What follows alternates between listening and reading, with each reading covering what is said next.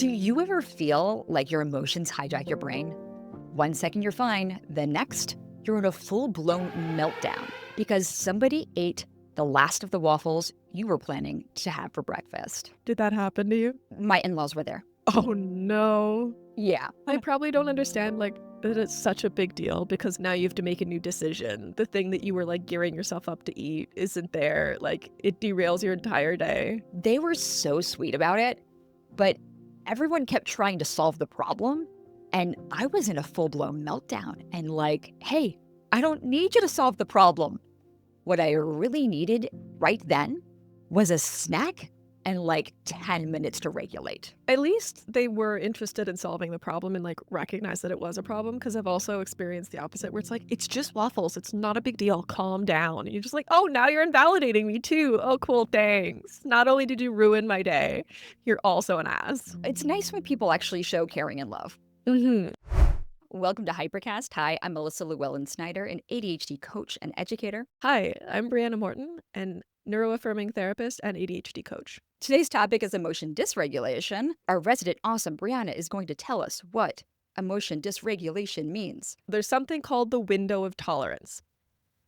And when you are in this window, you're feeling good. Things are going great. Everything is just kind of you're taking it in your stride. When you're dysregulated, you are either above the window or below the window. So it's hyper arousal or hypo arousal. Hyper would look like the smallest thing is setting you off. Tears, anger, mood swings. And hypo is the opposite, where it's kind of like depression, in that kind of apathy, in that kind of no stimuli is impacting me. Nothing is going to get me moving.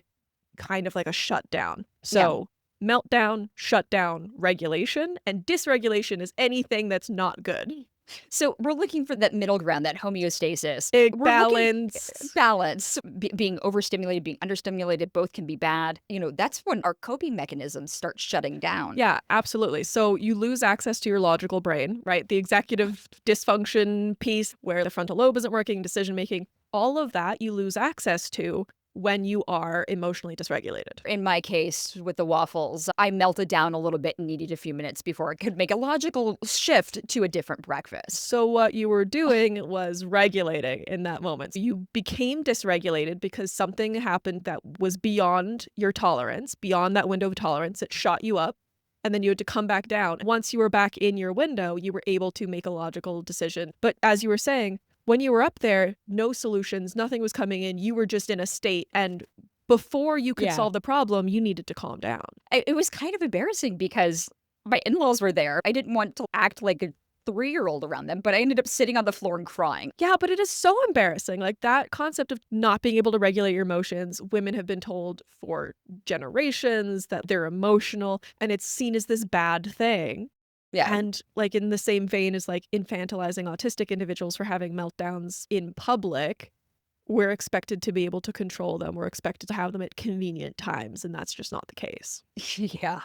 Now I know that's a possibility. If my blood sugar is low, maybe that is a consequence of me not properly caring for myself. There are contributing factors, right? The window of tolerance isn't static. Neurotypicals would generally have a larger window of tolerance. They could experience more discomfort before getting dysregulated. In the same way, if we've taken care of our hunger, our bathroom needs, our thirst, anything that is going on physically with you, if that has been taken care of, you are more able to tolerate stimuli. If you aren't taking care of yourself, your window of tolerance is going to be very, very small, and you're going to become very dysregulated very easily. Most of us with ADHD know that our emotions can be kind of intense sometimes. Sometimes? Okay, sometimes. All the time. They fluctuate throughout the day. We can have intense reactions to things. Our emotions fluctuate wildly, quickly. Our emotional dysregulation is a result of our brains being different. Many medical and mental health professionals consider emotion dysregulation a big piece of having ADHD, even though it's not specifically recognized by the DSM. Especially in women, it is often misdiagnosed as bipolar or PMS or PMDD or even some form of psychosis, borderline personality disorder, before they'll understand that it's an autism or an ADHD diagnosis. Yeah. Because there is a lack of understanding of that emotion regulation piece. Going back to my example of having that meltdown in front of people that I know love and care about me, they may not have understood in the moment what was happening. These intense moments of emotion dysregulation may cause some issues with relationships and the people around you. Absolutely. Whether that's your home life or even work life. Yeah. Did you feel safe in that moment? I probably did feel safe in that moment because I was around people who cared about me and loved me. And Absolutely. I feel like there's times when I have been dysregulated in public where I've just got to swallow it and I've got to deal with it, fist clenching and Yeah. breathing through it. So if you're in a situation where you're not safe, where you're not with people that understand and love you and can take care of you and help you regulate, you're just going to stay in that dysregulated state, which if you like are talking about relationships, especially with work or with friends, maybe even partners who don't understand, then you're just going to stay dysregulated and it's going to get worse and worse until you finally have no more control over it and you will melt down and there could be consequences like you could be fired or you could lose a friend. I'm thinking about like understimulation. If you're understimulated, sometimes like you'll even maybe pick a fight. Oh, yeah. That in itself can start causing rifts in relationships. Yeah. Let's talk about that for a second. Yeah. When I said you lose access to your coping mechanisms, you lose access to your healthy coping mechanisms, right? So your logical Okay. brain, the ability for you to use like calming techniques, mindfulness, whatever's in your toolkit, you lose access to those things and you revert back to those maladaptive ones. So like you said, picking a fight, as we know, boredom physically feels painful for us. I'm sure everyone's experienced that where you're so bored that you physically are in pain. You can start to pick fights. You can start to self-harm. You can start to make reckless or impulsive decisions, anything to try and get you out of that hypo-stimulation situation. Overeating is another common one. Finding a way to seek that dopamine to get you out of Yeah. discomfort. Yeah. Absolutely. If you are picking fights with your partner or with your friends in order to feel regulated, that's going to cause rifts in your relationship. Surprise! Pausing to recognize when something's just off. What can you do to address that? Yeah. You know, am I bored? Can I do something to change that? So this is where like a dopa menu is really helpful for when you're understimulated and you can't decide. Decision-making capacity is gone when you're hypo-aroused.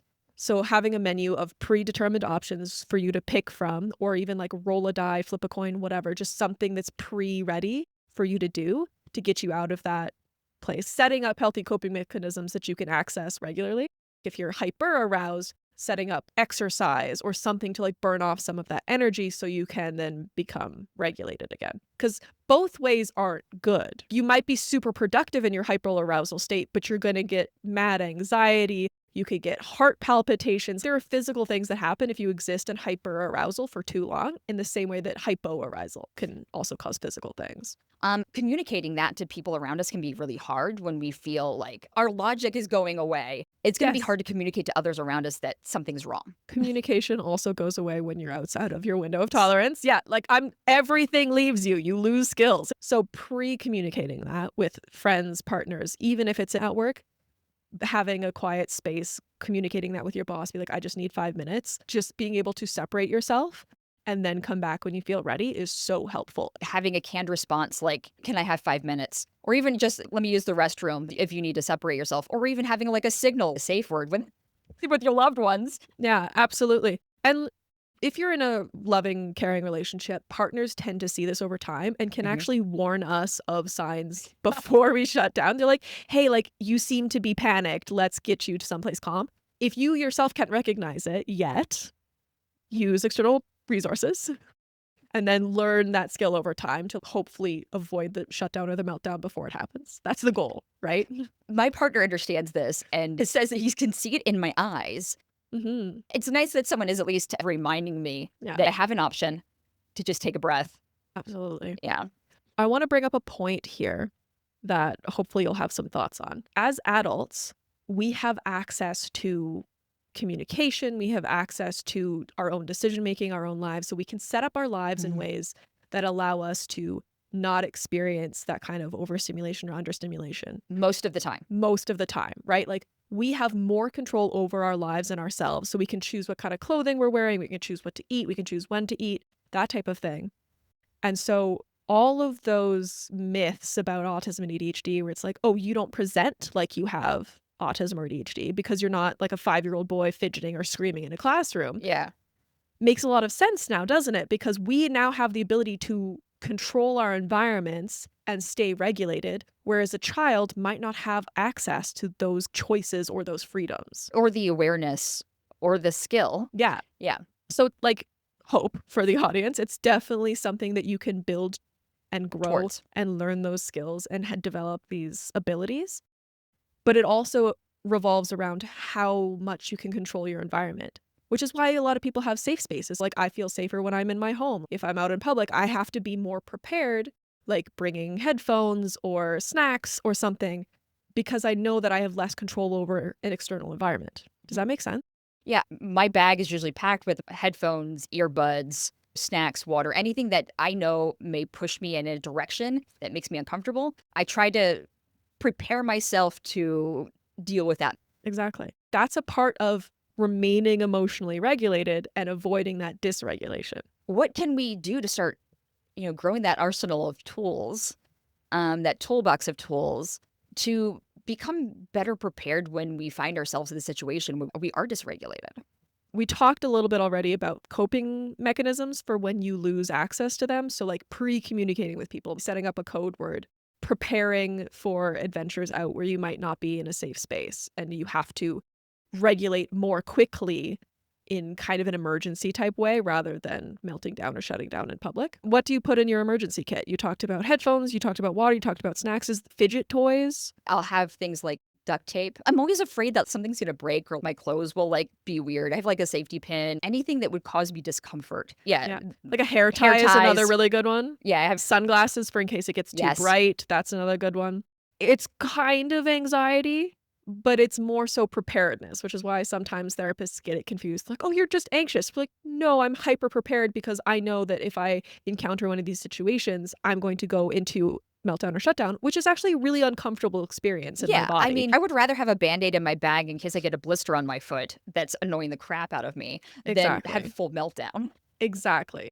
Things like preparedness are really helpful. In terms of noticing when you are about to go into meltdown or shutdown, it can be really helpful to notice that in advance. Noticing the things that specifically bother you. Finding out what your triggers are. Absolutely. And keeping track of that is a great way to start to notice those things. If you keep track of it, write it down somewhere. Even if you lose the list, it still has become a habit for you to notice. You're like, oh, I need to write that down. Something happened to me. This was my trigger, or I'm feeling kind of bad right now. And then even like ChatGPT can come up with some really helpful coping strategies of like, when I'm feeling like this, try this activity. Until you decide what you like for yourself, delegating the decision-making to an external source is really helpful. I like to keep a list of the things that work for me, a running log that I can add to whenever I'm on the go. But yeah, this is the DOPA menu idea that we were talking about. So you have stuff for when you're hyper aroused, when you're about to enter meltdown, and hypo aroused when you're about to enter shutdown. You may be wondering why we're talking about making a list. Won't you just remember? The answer is likely not. With our working memories, we're not good at remembering things. I ended up putting a yellow legal pad over top of my planner, and I lost it for 2 weeks, and it threw me off for a whole entire month. So yes, don't rely on your poor working memory. Looking back and reflecting on things, being like, oh, that was a trigger, or I was in meltdown, oh, I was in shutdown after the fact can be just as helpful as figuring out beforehand. It's so easy to be in the moment and not know what's happening and then go back later and reflect and go, oh, I get it now. It totally makes sense. And that can be an interaction that you have with a coworker or just feeling out of sorts when you're doing something and just you feel wrong. Yeah, absolutely. And things like I'm super thirsty and I didn't notice, or I have to pee and I didn't notice, or I'm super hot or super cold, like temperature regulation is another thing that varies wildly. And so all of those things could be triggering you without you even recognizing that you're being triggered. Yeah. And then all of a sudden you're screaming at your partner because they made a loud noise when they came home and you don't know why. It's because you're hot, thirsty, and you haven't peed or eaten all day. Hope. What kind of hope do we have? That is hope. The hope is that as you age, you have more control over your environment and therefore are less likely to enter meltdown or shutdown. And you also have more access to coping mechanisms and the ability to figure out your triggers. And as you are moving through your journey in life, things will become easier to navigate. As we get older, we would like to think that ADHD gets easier, but it actually gets harder. And these tools that we're putting in place actually don't just become helpful, they become imperative to making our lives the best that they can be the older that we get. Yeah. If you're a person with a uterus and you're about to enter perimenopause or menopause, good luck. Your emotion regulation is about to get harder again. But all of the skills that you've developed along the way will help you. Absolutely. There will be times that our medications may not work as effectively as we would like them if that's part of our ADHD management. And it's nice to have tools to fall back on when things are hard. Yeah. Medication does actually help with regulation. Yes, it does. That's what it does. Like, it's a stimulant, but it stimulates our brains in a way that allows us to regulate. It puts us on a level playing field, especially when it comes to the emotions and being so up or down. Exactly. So if you all over are the place. struggling with emotion regulation, still talk to your doctor. The meds can absolutely help with emotion regulation as well. If you're interested, we're not medical professionals. Go see a doctor. When it comes to emotion regulation and actually supporting yourself and finding those tools that work for you, some things along the way that you may want to add to that arsenal are things like coaching, therapy, mindfulness exercises. That could be yoga, but that also could be something like guided meditations. That could be going for a walk. As a person who used to hate the word mindfulness and hate yoga, there are ways to do it that works with our brains. Like, it's active. You're counting like colors that you can see in the environment. It's anything that brings you back to the present moment non-judgmentally. So you're not like, oh, I'm sitting here trying to breathe. And you're like, I'm thinking of a million things. There's no judgment for the million things. It's just you're trying to figure out what's going on in your body to help you recognize when you are dysregulated and then to re-regulate. Noticing that you're in your environment, noticing your body is mindfulness. There's so many people that they're sitting there trying to blank their minds out. And they're like, all I can think about is blanking my mind out. Yeah, guess what? You're present. You're present noticing that you're not blanking your mind out. Honestly, I don't even do it in a super spiritual way. I just go through a checklist. Am I thirsty? Do I have to pee? Am I hungry? Am I too hot? I just check in with my body. Like, is anywhere on my body clenched or sore right now? And clench your jaw. Everyone listening, clench your jaw. Any tool that helps you be in the present moment, not be in a state of emotion dysregulation, come back to where you are to access your skills and your tools. Do it. Do it. It always comes back to being aware of yourself, giving yourself kindness, acceptance, awareness. Are we talking about understanding and acceptance again? We just need tattoos, I think. Yeah. We need like a little like tagline or something. Understanding and acceptance just comes up on the screen.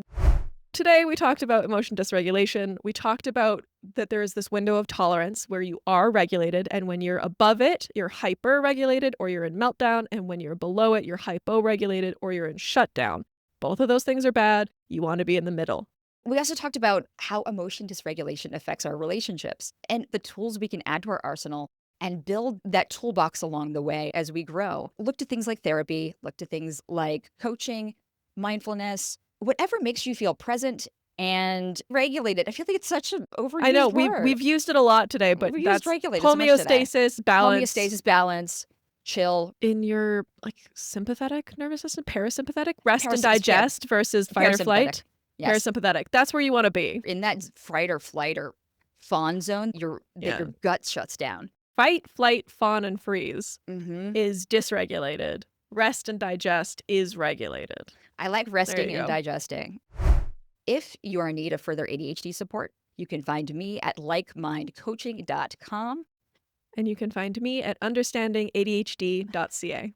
Until next time, bye. Bye-bye.